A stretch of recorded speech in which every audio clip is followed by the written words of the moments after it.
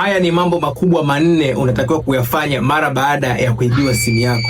Hakikisha umesave hii post na umefollow hii account kwa sababu tunaposti siri za simu kila siku. Jambo la kwanza, block line yako.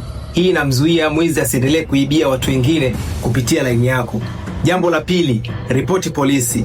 Hii inakupa kibali cha kutafuta simu yako bila kuonekana wewe pia ni mwizi. Jambo la tatu, nenda kafute data zote za kwenye simu yako.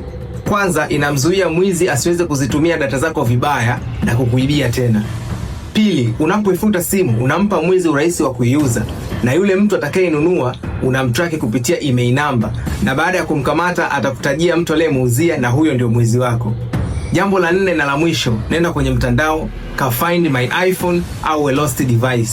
Ingia kwenye web browser yoyote, iwe Safari au Google. Tumia simu yoyote ya rafiki yako, iwe iPhone au Android. Nenda kaandike iCloud login. Link ya kwanza ifungue.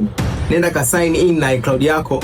Hapo utakuta list ya device zako zote. Chagua ile device ambayo imeibiwa, utaiona location yake. Ukichagua hapa kwenye play sound, iPhone popote ilipo itapiga kelele. Ukichagua hapa kwenye erase data, itafuta data zote. Kama umeelewa vizuri, comment jina la simu unayotumia, nitakuelekeza exactly siku ikipotea ufanyaje ili uipate tena. Share na rafiki zako, like for more content like this. Swift Phone Center tuko hapa kila siku kukuupdate matumizi bora na salama ya smartphone yako. We love you guys.